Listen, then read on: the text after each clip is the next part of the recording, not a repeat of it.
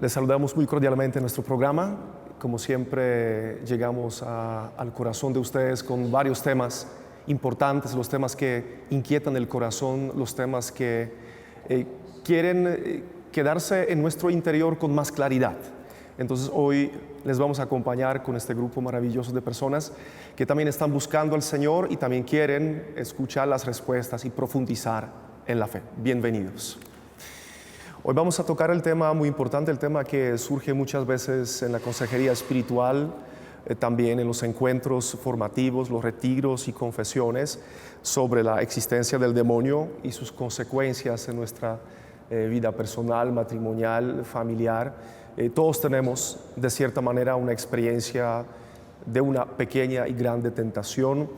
Hemos saboreado también el pecado. Sabemos que no siempre en nuestra vida personal las cosas salen bien y nos preguntamos de dónde viene la situación que estamos experimentando. El tema del demonio, el tema del mal, el tema de las consecuencias de su acción es el tema que queremos tocar hoy. ¿Por qué? Porque la iglesia toca este tema. Por ejemplo, ustedes han encontrado con algunas expresiones, incluso de los creyentes, que dicen que el demonio no existe. Y yo diría que es el primer punto que necesitamos aclarar. El mal no es simplemente la falta del bien. Es un ser inteligente, un ser espiritual que existe y actúa en nuestra vida espiritual. Tiene muchos nombres. Se dice que el demonio es el padre de la mentira, lo que dice el Evangelio según San Juan 8:44, o también que es el pecador desde el principio, que es homicida, que es ladrón, el príncipe de este mundo. Entonces, escuchando a Jesús, nos damos cuenta que Él habla directamente del demonio. Entonces podemos compartir las ideas y las dudas que a veces las personas nos expresan. Ustedes son conocedores de estos temas y saben que muchas veces las personas lo mencionan. Claro que sí, Padre. Si uno retoma las Escrituras, uno encuentra en una cantidad de pasajes desde el Antiguo Testamento hasta el Nuevo cómo se habla de Satanás y de su influencia. Pero, Padre, ¿cómo hacer, por ejemplo, con la juventud de hoy que realmente ellos no creen o piensan que Satanás o el mal es simplemente una invención de antes y que ya de pronto quienes hablamos de esto estamos pasados de moda o es un cuento antiguo? Pero quizás es porque los mismos jóvenes de pronto no retoman las Escrituras. ¿Cómo llegar a ellos para hacerles ver esta realidad? Creo que el tema de los jóvenes es un tema complicado en general, porque nos damos cuenta que los jóvenes parten de su punto de vista, entonces no tienen en cuenta la Sagrada Escritura. Creo que poco a poco, introduciéndose en la vida madura, adulta, más de experiencia, van a entender que realmente hay unas fuerzas espirituales que actúan en nosotros. Cuando leemos el Evangelio, Jesús entrando a Cafarnaún encuentra un hombre endemoniado que lo saluda, podríamos decir, de manera muy especial. ¿Qué quieres de nosotros?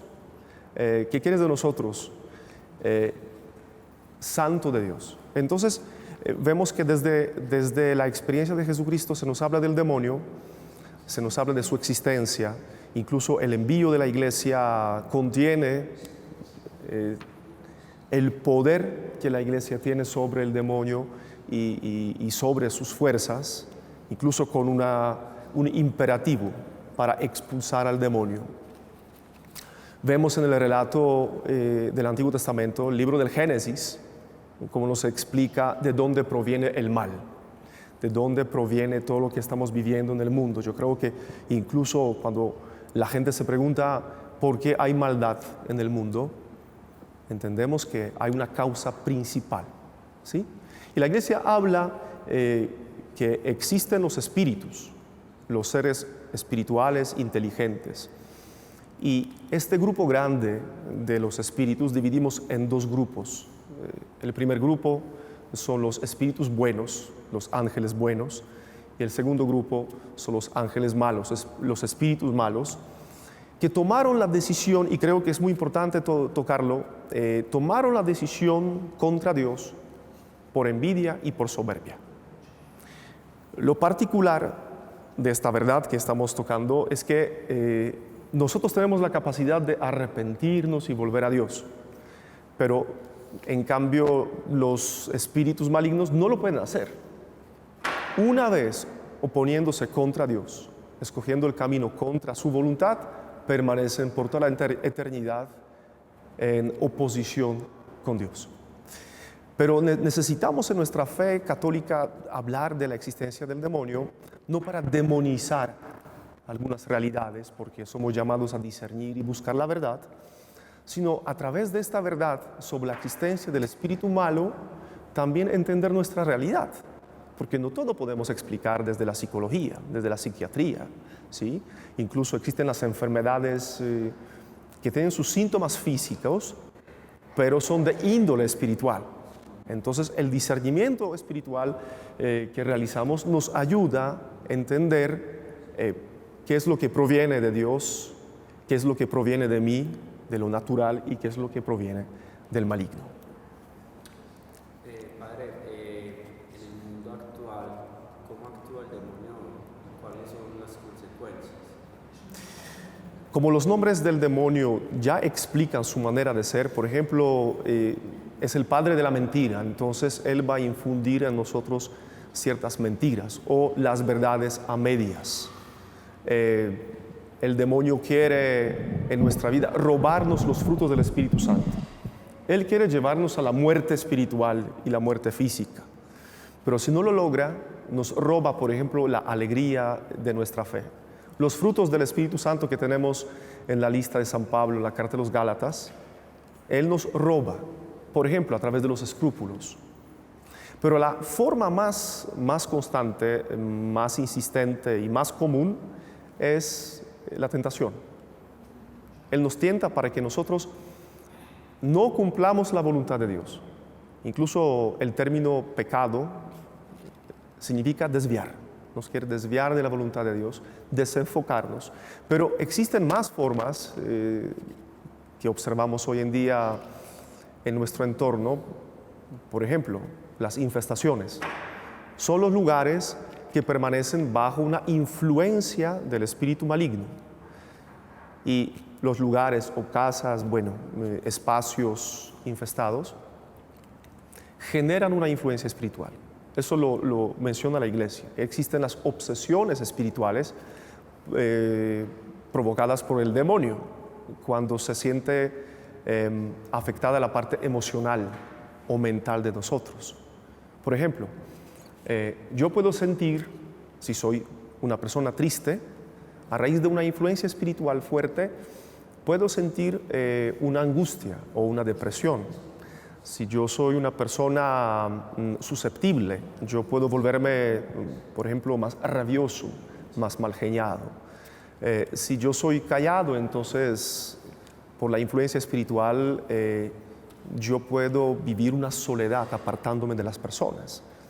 Eso me puede limitar, porque finalmente el demonio me quiere limitar en mi vida de fe, en mis metas espirituales, matrimoniales, familiares, ¿verdad? Hay otra forma que se llama opresión maligna, que actúa contra los sentidos, que actúa contra mi salud física. Y suele pasar que hay personas que ven sombras, escuchan voces, o se enferman o sienten un dolor físico, pero al pasar por los exámenes médicos no encuentran completamente nada. Y obviamente la parte más grave, que es la parte de la posesión demoníaca, ¿verdad? Entonces, son varias las formas que podemos ver en nuestro entorno, son muy comunes, muy frecuentes hoy en día, que provienen de la influencia espiritual maligna. Nuestra vida requiere la acción de la Iglesia,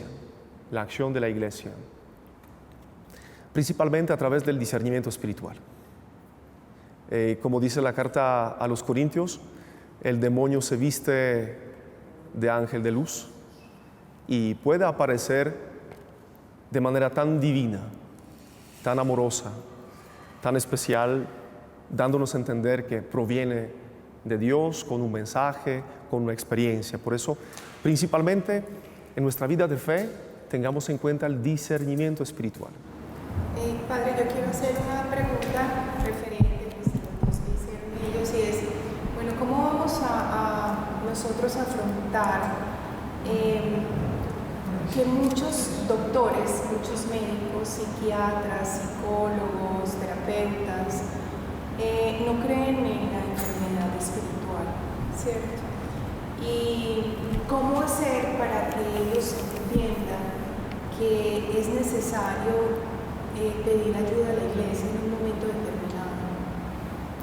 Yo creo que primero la persona que está experimentando algo extraño, es el término que se usa por lo general conversando con las personas que están en un estado de opresión u obsesión, que la persona sea consciente de esta realidad espiritual. Y sobre todo que sea suficientemente prudente para no recibir cualquier consejo. Vivimos en un mundo donde muchos quieren opinar y muchos quieren tener la razón. Entonces, antes que los psicólogos, los psiquiatras o los médicos, principalmente las personas con un grado de dificultad que busquen ayuda, que realmente encuentren un lugar donde pueden conversar con un director espiritual, con un sacerdote, y que tengan mucho cuidado con las oraciones que circulan y por las redes y a veces en los grupos de oración. ¿Por qué? Porque obviamente a la iglesia se le otorga el poder. Y Jesús dijo a Pedro, edificaré mi iglesia sobre esta piedra y las puertas del infierno no prevalecerán contra ella. Entonces vemos que la iglesia sí contiene el poder, la medicina, el antídoto para ciertas enfermedades, dificultades o problemas espirituales. Pero la sabiduría de nosotros, la sabiduría proveniente del Espíritu Santo, nos lleva primero a buscar qué es lo que la iglesia dice. Tienes el catecismo de la iglesia católica, entonces ahí está también descrito todo lo que la iglesia propone. Y tener en cuenta que no todas las personas están autorizadas para afrontar el poder del enemigo. Si es un estado grave, por ejemplo, es una posesión demoníaca, entonces busquemos un exorcista autorizado, busquemos un sacerdote que fue nombrado por el obispo. Pero si son temas más suaves, más delicados, podemos usar la oración de liberación. Y es una pregunta de algunas personas. Bueno, ¿en qué se diferencia la oración de liberación de un exorcismo? La oración de liberación es una oración deprecativa, una oración de súplica. Entonces nosotros no damos órdenes al demonio como lo hace una oración de exorcismo. Exacto. Entonces, ¿qué pasa? Que yo pido al Padre Celestial en el nombre de Jesucristo, yo pido por sus llagas, por su pasión, por su muerte, para que me libere a mí o para que libere a una persona de mi entorno, un amigo, amiga, un familiar, pero siempre es una oración de súplica, de intercesión. En cambio, un exorcista tiene esta autoridad proveniente de la decisión del obispo para hacer un exorcismo, ordenar al demonio, hablarle a él, dirigirse a él. Algunos podrían preguntar, ¿y qué pasa si yo tomo esta posición y empiezo a dialogar con el demonio, presente a una persona o obligarlo a él, ordenarle a él una acción? Yo me puedo quedar afectado. Yo me puedo quedar afectado, dejar con una influencia espiritual también. ¿Por qué? Porque no tengo las herramientas suficientes y el permiso de la iglesia para hacerlo.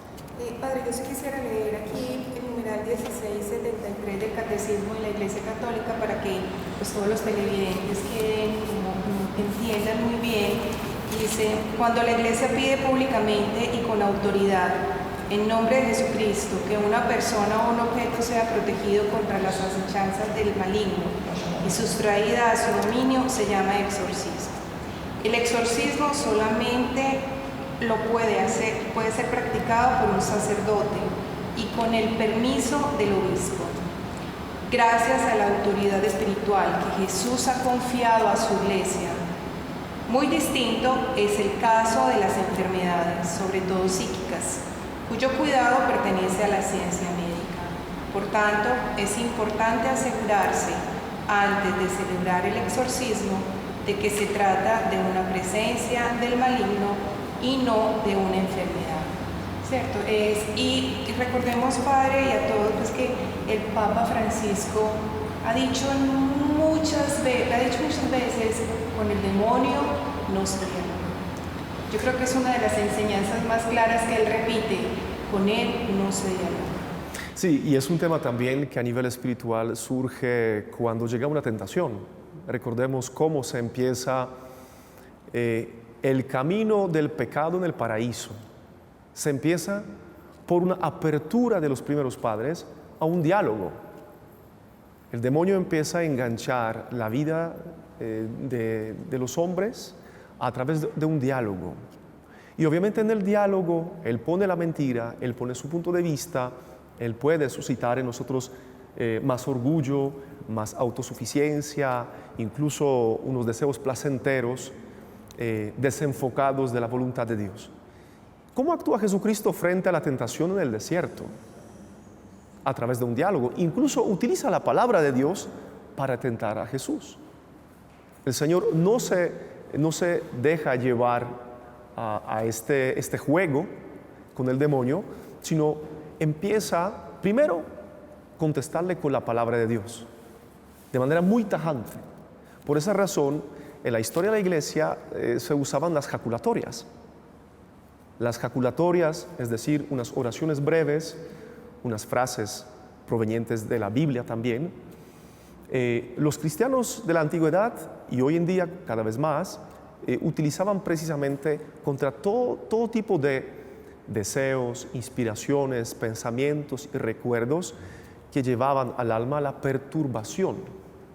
Entonces yo en mi vida espiritual tengo un pensamiento obsesivo, tengo un pensamiento intenso o una idea que me está bombardeando tanto, pero yo siento en mi corazón que no me deja en paz. Es un signo muy importante cuando hablamos de la acción del demonio.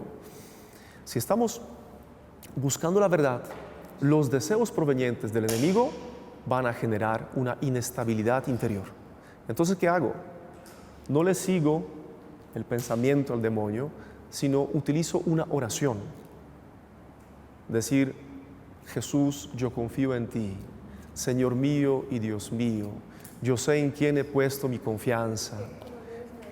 Exacto, también puedo rezar un Padre Nuestro.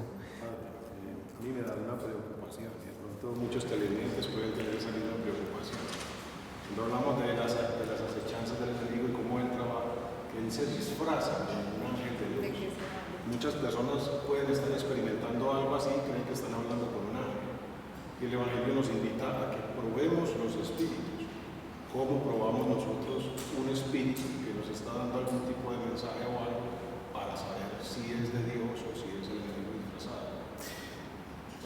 La primera prueba es confrontar el pensamiento con la voluntad de Dios que la iglesia nos propone. Algo muy particular de nuestra iglesia es que la doctrina no cambia. Jesús lo dijo: el cielo y la tierra pasarán, mis palabras no pasarán jamás. Entonces, consultar esta idea que tengo, la decisión que quiero tomar, concuerda con la voluntad de Dios a través de lo que la iglesia proclama en su enseñanza, en su doctrina, en su moral. Es lo primero. Lo segundo, si es una manifestación mucho más complicada, por ejemplo, a través de las profecías, a través de la palabra de conocimiento, a través de unas manifestaciones, supuestas manifestaciones de la Virgen, también llevar todo lo que escuchamos al discernimiento espiritual Luego, si no hay rarezas, manifestaciones extrañas, porque sabemos que el Espíritu Santo actúa con un decoro muy particular, en armonía. Y luego mirar interiormente si yo siento una paz cuando lo pienso, cuando lo imagino, cuando lo comparto con las demás personas. Es muy frecuente ver que incluso el demonio puede sanar, el demonio puede hablar en lenguas, el demonio puede profetizar. Entonces es una pregunta que se nos hace tan abiertamente. Primero porque somos muy ingenuos y a veces, así como tú lo mencionas, es una cuestión muy preocupante porque muchas personas toman una manifestación de inmediato como una manifestación de Dios o una palabra de tal profecía o tal aparición. La Iglesia nos lleva al camino de una prudencia, evitando cualquier tipo de ingenuidad. Hay que discernir todo. Entonces yo creo que la prueba de la palabra y la enseñanza de la Iglesia, la manifestación en la cual participamos, si es decorosa, armoniosa, y luego mi sentir interior es la respuesta que puedo recibir frente a todo lo que ocurre. Padre, cuando hablamos de ese tema de la paz interior, y yo sé que muchos televidentes quizás se puedan sentir como identificados con esto, quizá porque muchos viven en el catolicismo y lo dicen, listo, yo soy católico y voy a hacer la Eucaristía todos los días, entonces vivo mi día a día como también en el mundo, ¿cierto? No como tan desde lo espiritual, sino más desde el mundo. Entonces dicen, bueno, ¿y yo cómo sé que no estoy siendo afectado por el mundo? O yo cómo sé que estoy siendo afectado por él, ¿cierto? Entonces, yo sé que eso le puede pasar a muchos hombres y mujeres en el tema de las tentaciones. Cuando usted mencionaba ahorita que se nos presenta esa persona como si fuera lo más maravilloso del mundo, que viene con todo lo bueno, por ejemplo, en el tema de la comunidad, que viene con todo lo bueno, nosotros esperamos que sea de nuestra pareja. A cada uno en la mano. Entonces ahí es donde empieza esa tentación, donde yo ya estoy dejando de ver eso en mi pareja, pero lo estoy viviendo en otra persona. Entonces lo veo mejor, lo veo, esto cómo va a ser el demonio, no, esto es demasiado maravilloso. Entonces, ¿cómo estoy siendo tentada? Yo nada más hace poquito tuve pues una experiencia con un amigo. Él llega y me cuenta que estaba saliendo con una persona y lleva 1 año de relación y es un hombre casado. Entonces él me decía, pero yo veo que, o sea, que algo me lleva a estar con ella, pero a su vez siento que no está bien y no me siento cómodo. Adicional a eso, empiezan como también, como que se desencadena a través de, empezó a irle mal en el trabajo, no le rendía, empezó a tener muchos problemas laborales, demasiados, incluso hasta punto de llegar a que lo despidieran. Entonces, cuando empezamos a ver eso, venga, ¿qué consecuencias me está trayendo esa tentación y cómo lo puedo ver reflejado? Porque claro, si lo vemos desde las escrituras, uno puede sentir que es muy teórico, pero venga, ¿yo cómo lo vivo en mi día a día? Resulta que me está yendo mal en el trabajo, ¿por qué será? Estoy muy alejada de Dios. O, por ejemplo, no consigo trabajo, yo como llego hasta el proceso final y se me cae. O sea, no, ¿por qué no consigo trabajo? ¿Por qué? Entonces es una manera también de que también la vida y el Espíritu Santo y Dios te está diciendo, haz un alto en tu vida y ven hacia mí, que aquí está la respuesta, ¿cierto? Pero entonces, ¿cómo darse en cuenta a esas personas para poder decir, este es el momento, fui llamado y necesito buscar ayuda porque necesito solucionar mi vida? Lo que tú tocas es cierto que al inicio la tentación se presenta como algo atractivo, así como se habla de la atracción del fruto en el paraíso. Incluso el relato que nos habla de la caída de los primeros padres nos menciona que ellos ven el fruto como una manera de lograr la sabiduría, el fruto sabroso, pero ni siquiera lo probaron, pero ya la imaginación, este mundo interior, se empieza a nutrir de una atracción. Es muy particular ver la tentación que llega, por ejemplo, en los matrimonios. Llega alguien que se me presenta con lo que yo espero. Mi esposo, mi esposa no está pendiente de mí, no dialoga conmigo, hay días de silencio, hay un cierto cansancio, llega la rutina. Entonces aparece alguien que es detallista, pendiente, y empieza a llenar estos vacíos. Yo creo que cuando hablamos de la tentación, tengamos en cuenta los vacíos que llevamos. ¿Y cuál es la forma de mirar cuáles son mis vacíos? Por ejemplo, a través del examen de conciencia. Una de las prácticas antiquísimas que la Iglesia nos propone en el combate contra el enemigo es el examen de conciencia. Porque yo puedo hacer una revisión no solamente de mi vida personal, sino, bueno, tengo mi matrimonio. ¿Qué tengo que mejorar en mi matrimonio? Con que tengo que tener mucho cuidado. Porque si no, claro, llega alguien y empieza a endulzarme el oído, proponerme un camino que va contra la voluntad de Dios. Pero claro, por una necesidad o unos vacíos que tengo, ni siquiera me doy cuenta, porque todo pasa tan rápido, llega la ilusión. Es otro elemento tan especial en la acción del enemigo, la ilusión. Incluso cuando el Papa Pablo VI hablaba sobre la tentación y sobre la influencia espiritual maligna, él decía que el mundo de hoy no acepta su existencia y es su primera victoria. No nos damos cuenta que paso a paso estamos desviándonos del camino. Incluso en la carta a los Hebreos se dice, pongamos más atención a las palabras que habíamos escuchado al inicio para que no nos desviemos. Entonces, la tentación no me lleva únicamente a una caída, sino a un paso a paso desviándome del camino de Dios. Son los signos, lo que tú dices. Empiezo a entrar en una situación donde siento un leve rechazo por la familia. Me estoy quedando sola. No quiero compartir con nadie. Empiezo a tener problemas en el trabajo. No comparto el tiempo favorable con mis amigos. Entonces llega la soledad, llegan unas rupturas, llegan también los momentos de escasez económica, me despiden del trabajo. Entonces uno dice, lo que me está pasando ahora no es tan normal. Es este despojo del cual nos habla el libro del Génesis. Después del primer paso tan hermoso de los primeros padres, llega el miedo. Adán y Eva se quieren esconder cuando escuchan la voz de Dios, se sienten vacíos, desnudos. Es lo que actúa el demonio en nosotros. Padre, es que el demonio es tan astuto que conoce los vacíos de nuestro corazón. Y cuando nosotros no estamos en cuenta de eso,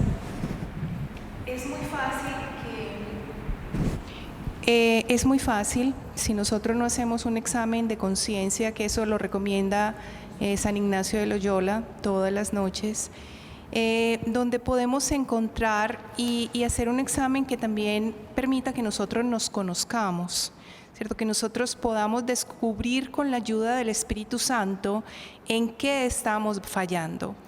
Porque el demonio es muy astuto y él empieza a trabajar de a poquitos.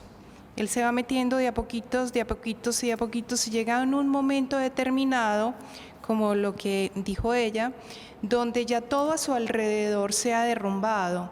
Su familia, su trabajo, su vida, su parte emocional, su parte física y la vida se va perdiendo. Entonces, por eso es que hay que estar atentos. A mí me encanta, el Papa Francisco sí dice claramente también, recurran a las Sagradas Escrituras. Él nos invita en cada momento a tener el Evangelio del bolsillo. Cuando nosotros tengamos alguna tentación, recurramos a las Sagradas Escrituras, o recurramos al sacerdote, o recurramos a los pies de Jesús ante el Santísimo, que Él nos responde. Pero hay que manejarlo de una manera cautelosa y estar preparados. Padre, bueno, perdón. añadir algo para complementar lo que Claudia estaba diciendo, es que ella dice recurramos a las escrituras, recurramos al sacerdote, pero lamentablemente muchas personas están recurriendo es a que la señora me sabe leer los ángeles, que la señora, pero uno dice, bueno, pero no hagas eso. No, allá había un cuadro muy hermoso de la Santísima Virgen, del corazón de Jesús. No, ella lo primero que hizo fue una oración muy linda. Entonces yo pienso que mucha gente también lo hace porque en realidad no saben que esto es tan malo. Hay un desconocimiento, es cierto.